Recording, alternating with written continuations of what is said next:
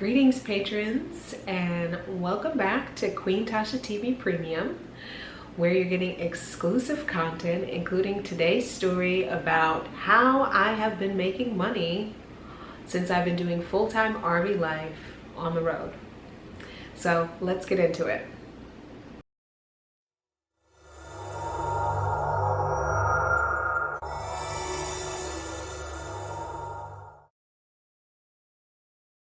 So right before RV life, I had went back into the corporate world and was doing administrative work, and it was a regular 9 to 5, 9 to 6 job. Like, it was one of the best corporate jobs that I've had, and it was in Florida. So I left that job to do RV life and to do the series of jobs that I did before. But prior to that, I was a gig economy hustler, basically. My bread and butter was Uber, and then I switched over to Lyft full-time, and I treated it like a regular job. I was just an independent contractor, which means I could make my own hours, go in when I wanted to and not. I can start when I want, end when I want, but I also have the opportunity to do other stuff outside of a regular job. Usually with a regular 9 to 5 job, you can't be doing other work while you're there. You know what I'm saying? With these ones, during my downtime, I could work on other projects, I could work on other things, and that's why I like it. So I did Lyft and Uber.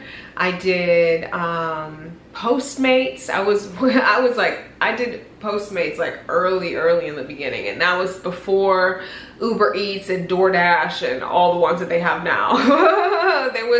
there was still Grubhub, but like that was still young too at the time. I've done TaskRabbit. TaskRabbit is a great one. It's for services. I did, like, to give you an idea of what I sold as my services, would be putting together IKEA furniture. Like, that was one of my most booked ones. People love IKEA furniture, but they hate putting it together. So cleaning, I did a lot of cleaning gigs. I had some organizing gigs. I had some user tester gigs. I had it was like a bunch of random stuff, but I would say my top two were cleaning and IKEA. For putting IKEA furniture together. I did Shipped, which is like Instacart. It's the cousin of Instacart. Like, they just do other stores that Instacart doesn't do. So I did that. That was really nice, going grocery shopping. The good thing about me is that, like, I know where everything in the grocery store is, so it makes it easy for my mind to like categorize things and find things easily. Some people are just like, they see the list and they go in order of the list, and they're going up and down aisles, like not categorizing, like, oh, you know what, I know all this stuff is on one side of the grocery store, so I'm gonna go get all that stuff first. I watch people shop, like when I order stuff, and I'm like, the stuff that they tick off, and I'm just like, why didn't they get all of that together when they were in that section? But whatever.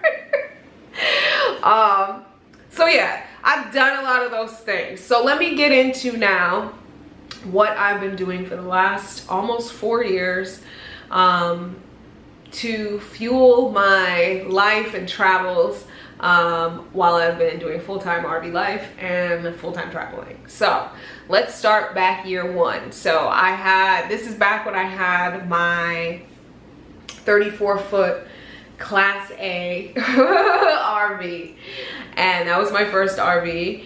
And so I left my corporate job, and at the time, I didn't think about what I was gonna do on the road. Like, I had a plan for how much money I could save up for doing my corporate job. I also, at first, was like, I'm just gonna move into an RV park, which would have been slightly cheaper than my rent that I was paying at the time, and still kept my job at the time. But I got an offer to do something else that I had always wanted to do, which was truck driving. So I had a friend who was in Atlanta and started a truck driving company. It's a small logistic company that uses 26-foot box trucks, and even smaller. They go to like 24 and 22, but for the most part, people prefer the 26-foot box truck at dock height. So it's not like a U-Haul where it's more low to the ground. It's at dock height so that I can go and back into a dock.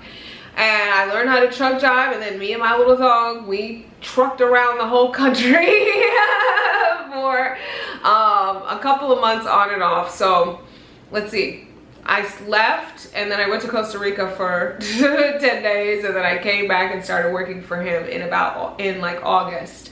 And I did that, and it wasn't as lucrative as I thought it would be, but it also I was young in my RV life, so I just only knew how to like go to RV parks and pay for an RV park. I was like, oh yeah, $250 for a week, like that's not bad, or you know, $500 for the month or whatever. Like it at the time. So I had to move up to Atlanta, and the way that I was doing it is I was putting my RV in storage while it was gone, like a truck storage, like, because that was really all they had in that area was like truck storage. U-Haul was too expensive, and truck storage was like the most convenient because I could go in and out whenever I wanted to. And then I would go on the road for about 2 weeks, and then I would come off and be 2 weeks. So it would be like 2 to 3 weeks on, 2 weeks off. And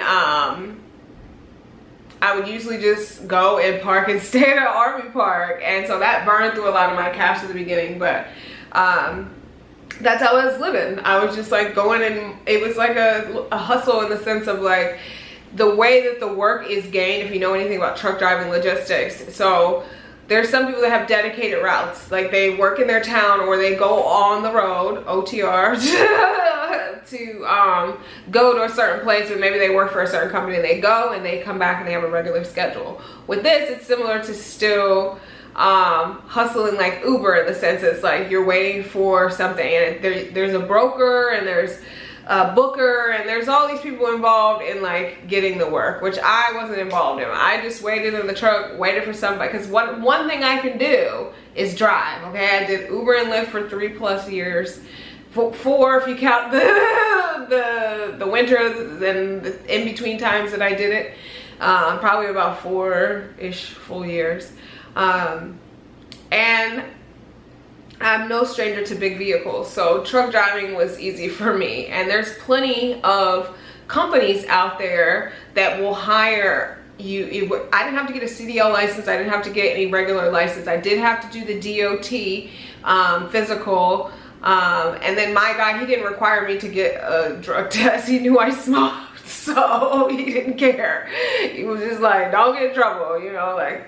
But it's only a requirement if the job requires it, but it's not a requirement if they don't require it. So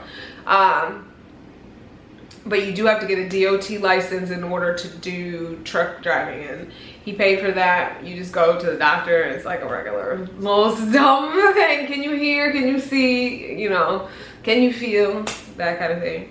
Nothing major. And yeah, I did that from August to about, it started to slow down like the beginning of November. And I was just like, I don't know if I want to keep doing this. I'm not, you know, it started getting cold and then it just slowed down. And, you know, I just kind of got bummed, and like the whole money situation was just like weird. It wasn't that it was a lack of money, but it was also my mindset about money too. So I was still in that lack mode, and then still trying to figure out RV life. I was like, how is this just as expensive as living in an apartment? Like, I'm not, I should be being able to save up money from the money I was making on the road, which, you know, I want to say I probably made, I never really like, I'm sure at the time I like kept track of like how much I was making and like what it was, but I would say if I went on the road for 2 weeks, I would probably come back with maybe, and it wasn't come back because I would use money on the road. Like I would have to eat and stuff like that. I didn't pay for hotels or anything like that, but I still had to eat and feed my dog. And, you know, if I wanted to go do something, I, you know, paid with my own money. But I would say maybe 1,000, maybe 1,500 on a good 2 weeks of consistent work. Which I was hoping it would be more than that. I felt like if it was 25, you know, or something like that, I think that's what I was thinking it would be, like in that range, so that I could like still have my living expenses, which includes at the time taking care of my dog, taking care of myself, staying at RV parks, eating, smoking, and anything else that I wanted to, you know, recreationally do. So at the time I thought I was reducing my budget, and it didn't work out. And then I have my few bills, which is my cell phone bill. At the time it was just my cell phone bill. But now I have a couple other little, you know, things that come out regularly, like my mail, and I have a mail system, and then I have a couple subscriptions and stuff like that. But at the time it was just, my only real bill was my cell phone, and I just couldn't figure out how I wasn't able to put away or save money. So I got a little bummed about that, and that's when I found, I knew about work camping prior to going into RV life, but I didn't know all about what it was. So I started doing some research on how I could live in my RV and still work, and basically work camping, and seeing how I could do that. And that's how I found out about Amazon's program. So Amazon has a program called Camper Force, and I talk about this in the video if you watched on YouTube, on how to make money on the road. And I also talked about it in the work camping video that I did, which was a very long content video, which I realized, and this might be long as well, but you're here for the personal story. So I did Amazon. You know, if I had to rate my Amazon experience 1 out of 10, I would say it was probably like a 4.5, 5 maybe. It's like low. No, maybe 5.5. 5.5. We'll give it a little bit better than I was expecting or hoping, but you know, all the rumors are true. Not all of them, but most of the rumors are true about like the employees. But they are definitely more lenient with the Camper Force because they realize we're seasonal workers versus permanent workers. Permanent workers have more standards and have to keep up with stuff and clocks and things like that. We didn't really have to work with all those different things. We just had to be on time, do our work, and be productive. Like nobody was really checking for us like that. But they were with the permanent employees. But anyway, so Camper Force, at the time they paid for your campground stay, and they had a couple options that you could do. And I was in Hebron, Kentucky, or that was where the warehouse was, but they had us on the Illinois side. There's like Cincinnati, Kentucky, and not Illinois, Indiana. Indiana all like meet up at a spot. And so they paid for it, and there was only, I think there was 3 to choose from, and there was only one that accepted vehicles that were, or RVs that was as big as mine, and so, which was the one that was in Indiana. And it was a fairly nice RV park as far as what they had. It was a bathhouse, and there, you know, we had everything we needed. They had us pretty spread out. We were on like a canal or the river in between Indiana and Kentucky, and so there was like this ferry that went through, and it was like cool, but it was in verge of winter. It snowed like 3 times while I was there. I was like, this is not what I signed up for. Like, I don't want to do RV life for the winter. But I was grateful that I knew that it wasn't like a permanent thing. I was there for about 7 weeks, I think. So I got there maybe 2 weeks before Thanksgiving, or a week before Thanksgiving, and then I stayed till right before Christmas, and or right after Christmas. I can't remember. It was like right around that time. And yeah, we got paid $15 an hour. We worked 4 days a week for 10 hours, and then that left the 5th day if we wanted to, or if they called for overtime. Sometimes it was mandatory overtime, sometimes it was voluntary overtime. And that was when you got that overtime stuff. And then if you stayed for your contract, then you got a bonus at the end. So yeah, I was like, oh, this is bank. Like, I can live for free and then get paid, and then I can save up that money, because my only expense then outside of paying for parking would be groceries, weed, and my cell phone bill. So I was like, bet. I knew, and I had calculated it up and like budgeted it out, and I was like, I should leave here with at least 2 stacks. And then I knew that I was gonna get tax money from doing a corporate job, because it was the first time in years that I had a W-2, because I had been doing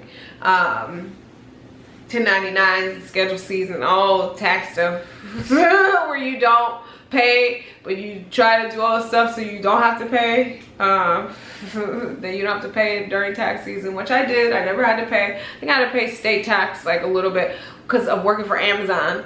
Because of working for Amazon in Kentucky, I had to pay the state tax for that. But outside of that, I hadn't had a W-2. So I knew I was gonna get some tax money back, and I was gonna save up from Amazon. And I was like, after this, I'm gonna take a little break, because I don't really know what I wanna do, but I know that I don't have to work, because I'm doing this so that I lowered my expenses, so that I don't have to make so much money, and I can enjoy more of my freedom and time and all that. And then also take back that time to figure out what I wanna do, to learn some businesses and learn some hustles that I can do while I was on the road. That's what I wanted to figure out, but I didn't let that stop me getting into it. I was like, I've learned, I know how to make money anywhere. I've lived in 4 different states as an adult, and I've had jobs and I found jobs, and I know how to get money. Like I wasn't worried about that. I knew that I would figure out how to get money. I just wanted to figure out how I could do it without having to like work for myself again, and also, you know, not work so hard. And I'm still working on that part, because I feel like even though I'm working on that, I'm working really hard. And it's not always a work hard and then get paid hard. You know, sometimes it's like it's a delayed effect on when you get paid. But anyway, so yeah, I did Amazon Camp before. So right around Christmas, I went back to North Carolina to see family. It was still cold there, which motivated me to be like, oh, now I know why snowbirds exist. And a snowbird in Florida and in Texas, basically places where it's warm during the winter time in the United States, which is those 2 places. There's a thing called snowbirds, which is basically, if you think about birds, they fly south for the winter. That's what people do too. People that live in cold places, if it's warm during the summer, they go somewhere warm during the winter, which is usually Florida or Texas. And I was like, I gotta figure out how to do that life and still live for free,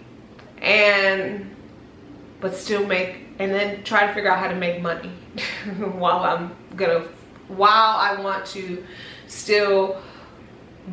trying to figure out how to travel full time. So I had all these goals for this life, and I was trying to figure out how to fuel those goals just like everybody else. I knew I had some money to sit on, but I also need to figure out how not to burn through that money so quick. So I was like, let me see if I put an ad on Craigslist. I am no stranger to Craigslist. I used Craigslist to barter lots of things, even in my early time where there was a, you know, I exchanged cleaning up the house or taking care of somebody's kids in order to have a place to stay. Like, I've done so many different things on Craigslist you wouldn't even imagine.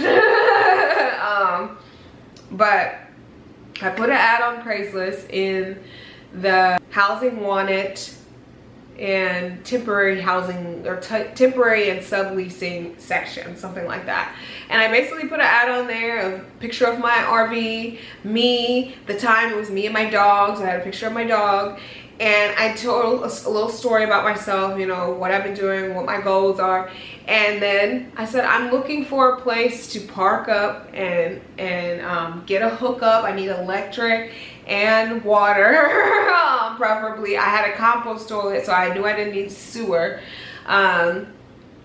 But I needed water and electric. At that time, I was no good at boondocking, and I didn't have solar or any of that stuff. So it was like, I needed to plug up this gigantic RV. And these are the valuable skills that I'm willing to have in exchange, which included house sitting, dog sitting, babysitting, senior sitting, administrative work, web design, graphic design, handy woman stuff. It was organizing, clean. It was a plethora of different things that I've done as businesses, or that I knew was a valuable enough skill to do in exchange for a place to stay.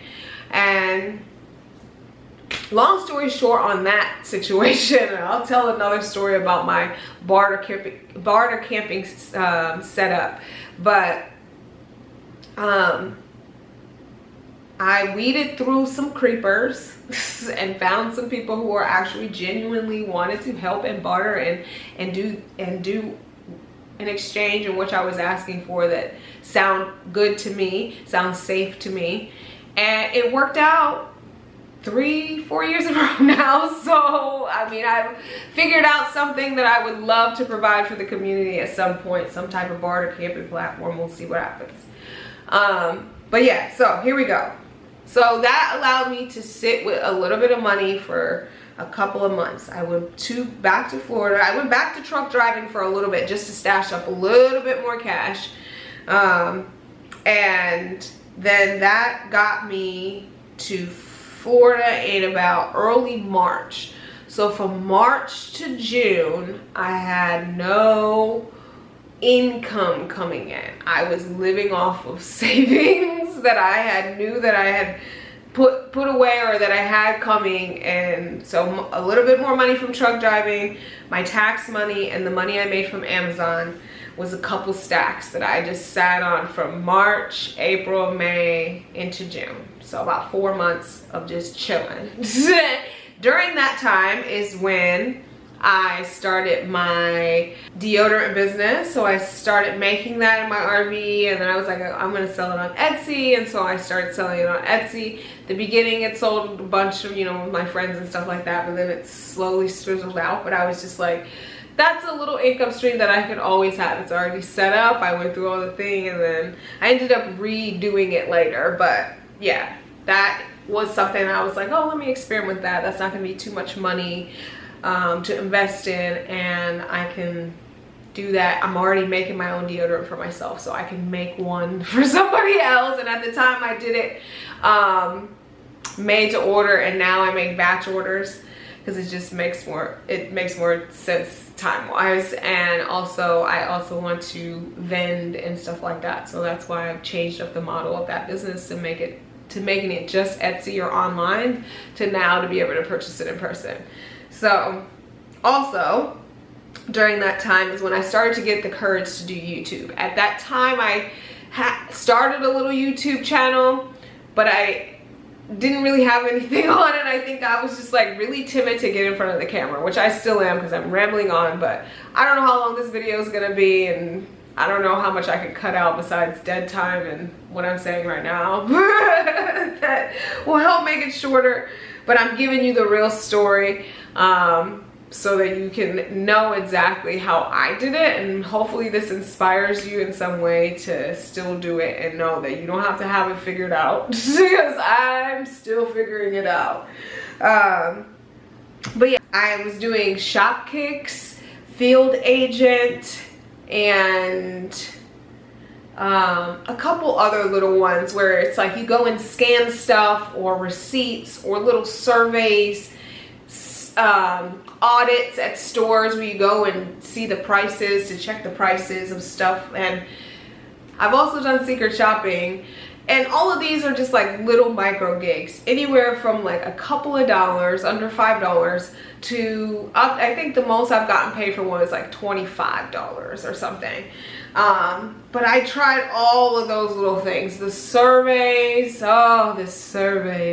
the surveys take up the most amount of time with the least amount of gratification, which is really disappointing. But I've tried so many of those little micro jobs that you find through apps and online that require no skill, that require no real, I would say not a whole lot of effort, but sometimes a little bit of time. But, if you're not doing anything, why not make $5 or $6, right? Like, if you're be sitting there on your phone anyway, make a couple dollars. So I've done all of those. So then I left Florida in the winter, went up to Maryland to stay with my mom. At that point, I hadn't figured out RV life. I got a little discouraged. I hadn't figured out how to make money online, and my money was getting low. So I went up to stay with mom. I parked my RV on the street, and then I moved it over to another street where I could park it. And eventually I sold it and downsized. But while I was at my mom's house, I was doing those little micro jobs, some little micro gig jobs, and then I also did temp work again.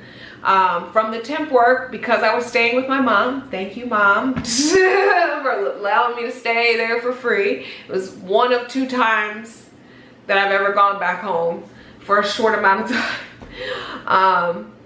And I just did temp work, and I was like, I'm gonna sell my RV, get another RV, and I gotta get out of here before winter hits again. So I did a bunch of temp work and then saved up enough to go back to Florida with my new RV. So I went back to Florida knowing that I was gonna do Lyft when I got back down there. I have a Florida license. I could do it there without changing my license. I tried to do Lyft while I was in Maryland, but I would have had to change my license. So I was just like, I don't want to do all that. So I was like, I'm gonna go back to Florida, do the gig hustle again, and I'm gonna really figure out how to do this YouTube. At the time I was in my mom's house, I also started a podcast. I have a stoner podcast that I started because I was like, I know I can talk, as you see here. I just wasn't ready to be on camera. So I started a podcast, and that was another way of, for me, like a stream of income. A little small stream of income, but a stream of income. And at the time I thought that I would do a blog too, but I'm not as much of a writer as I am a talker. So I have a book, but that took a very long time to write. And it was a passion project. It wasn't because I wanted to be a writer. I have a lot to say, but I don't know if I can write it all down. Then, so cut to into 2019, going into 2020, I was doing Lyft. And then we all know what happened. The world came to an end in the beginning of the pandemic. So my plan at that time, because I wanted to travel, I was like, I gotta figure this. I figured out how to live for free at that point. I was like, I'm barter camping. I had been, at that time, I was doing it for the 3rd time or 2nd time. And I was like, I got this far down. I can live for free. I tested out boondocking too. Like, I knew that I could reduce that expense. But I still hadn't figured out how to make money on the road and being able to do. And I was like, but until I figure that out, how can I make money to be able to travel? So I was like, I'm just gonna gig economy hustle it while I'm building up my other entrepreneurial things that I had wanted to do after, you know, watching a lot of YouTube University and finding out what other things you can do. I had a whole list of things that I was like, I want to try these out for myself. And so I was out there doing Lyft. I worked overnight shift and but I was like, I can do, there's a couple of places where you can do Lyft in the United States that you don't have to change your driver's license. Basically, you can do it, go there and rent a car and do it without having to, as long as you have a driver's license, it doesn't matter. So Texas is one of those places. Not everywhere in Texas, but there's a few places in Texas that you can do it. There's a few places in different places throughout the United States so you can rent a car where Lyft or Uber has a rental car program, and you don't have to change over your license. So I was like, I'll just go drive, make money, drive to those places, find somewhere to park for free or for cheap, and then work for a couple of weeks doing Lyft and Uber, and then keep it moving. But thanks to the pandemic, I did not have to do that. Self-employed people got unemployment, and I fully took advantage of that. And I don't want to say take advantage, because if you think about how the income system works, they're taking advantage of us. We pay all these taxes, and then we get it if you're just broke enough, you get your money back. If you're rich, you pay. So I was like, I've been working since I was 13 years old. 13 officially, 11 or 12 unofficially. But I've been paying into the system pretty much my entire existence since 13 of being able to work legally, and I'm planning on leaving the country, and I'm never gonna get, I'm sure that's money's never coming back. That Social Security thing, they'll figure out a way to get rid of that by the time I'm allowed to collect it. And the whole economy system is gonna change by the time any of us are gonna get any of that money back. So I was like, I'm getting my money back now. Thank you. And so I got to travel around the country thanks to the government giving me my money back. And that's basically what I did from May 2020. Oh, also stimulus checks. There was what, two? There was two really. There was two really, three officially, but they split one up into 2 payments, which was dumb. But stimulus checks and unemployment is what fueled my trip from 2022, May 2022, to whenever they ended it. I think it was September 2021. And they got rid of, you know, the extras at one point where it was just the minimum. My minimum was $250 every 2 weeks is when we could claim it. So it was $500 a month base. And then when they were giving us the extra, it fluctuated because Florida was probably the worst place you could be, because Florida ended it early and they started giving us less early. So one point we were getting $600, that was the federal, and then $600 every 600 every week, which made it $1,200 every 2 weeks. And then they changed it to $300 every week, and then it became $600 every 2 weeks. And then that went away completely for a while, and that happened while I was in Cali, which, if you can imagine, yes, I lived off of $500 a month for the 2 months that I was in Cali. Right before I left is when we got that little part of the stimulus check, and then Florida reinstated the extra that we got, and then it went back to, I think, $300 every week, which made it $600 every 2 weeks, until it ended. And that ended over the summer, and then it went back to $500. I mean, it went back to the regular, which was no extra. And from, I think it was like June till September, I was just getting $500 a month. And I smoked, ate, and traveled off of that. It doesn't matter how big or small the budget is, I still made it work. It doesn't matter. It doesn't matter. I figured out how to make it work, no matter if I was making $500 a month or $1,200 a month, or however much it was at its highest. At its highest, I think I was making like $2,400 a month, which that time I was balling. So that fueled my trip all the way up until September, and that it ended while I was up in the Northeast area. And during that time, I still worked, in the sense I was doing YouTube, so I was making a little bit of money from YouTube. I would say maybe 100. At the beginning, I got a lot because I had like a big burst that happens for people as you're growing, and then you just have like a big explosion. So I had like little, you know, maybe 200 every month, and then it went to 100 every month, and then it went to 100 every other month, because 100 is like when you can cash out.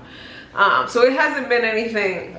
That's the bubble on the whole YouTube thing, which is why I've switched over to Patreon. Not because I want to make more money on Patreon necessarily. I mean, I have a few here. Thank you guys for being here. But really just to take back charge of like my content creation, and like being able to feel fulfilled on when I make a movie, or some people call them movies, some people call them shows, some people call them videos, whatever. When I make content that it's being seen and appreciated by somebody who wants to support me. So because YouTube doesn't always allow that for everybody. It's selective on who it shows my content to. How do I have 7,000 plus subscribers and only 200 people watch my videos? So I just wanted to be able to take back charge of that, and so that's why I'm adding Patreon and really promoting Patreon this time around, to try to do that. And provide some valuable content now that I know who my audience is and what my audience wants. And I do want to give you this, what's in here, whatever you want to know from in here, whatever you want to be entertained from, and use this platform for that, so that you get to see what you want to see and you get benefits from seeing and supporting me. So thank you. Let me wrap up the story with saying, so I did that. And then as I was coming back to Florida for my next snowbird, which would be 2021 going into 2022, which is where we are now, I looked for another bar to camping situation, and it so happened that I discovered a work camping situation, which is the last job that I, like, job where I got paid on a regular basis, so an hourly salary, which I was helping a lady who breeds schnauzers.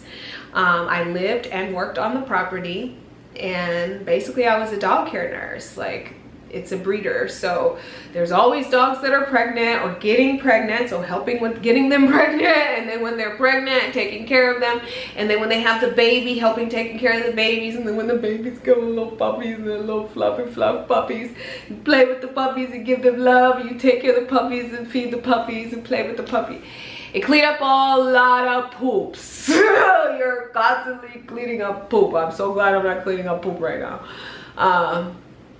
But yeah, and I got paid $14 an hour to do that. I worked 8 hours a day when I worked, and I worked 4 days a week. I worked part-time.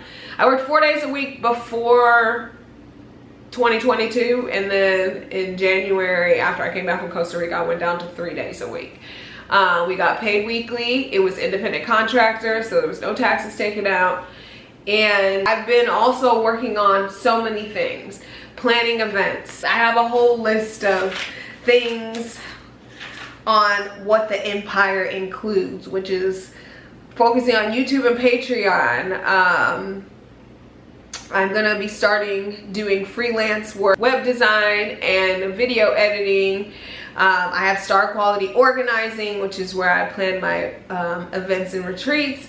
I also am a professional organizer, that I still get clients from that. And I added my RV consulting business to that, which is now where I'm helping people get into this life, finding their RV, and then also renovating and renovating consulting and stuff like that. So I have that. I just recently launched the Black Travel Tribe membership. Membership is another thing that I recommended in the YouTube video to have. It's a passive income source. I'm providing a valuable service to the nomadic community, specifically the Black nomadic community, and they pay a membership fee to have access to the platform that I created for that. I also plan on putting on an online course. I've been working on that for a long time. My current RV is going to become an Airbnb. These are future income sources that I am working on and working toward to fuel working on the road. But I have so far told you what I have done. Online course, Airbnb, which would be a passive income source. I want to continue with my podcast and change it up in podcast style on different platforms, or different style platforms. I also want to start a subscription box for self-care. I really am an advocate for self-care, and I want to provide resources and tools and supplies for you to be able to remember to do it and to treat yourself to something nice.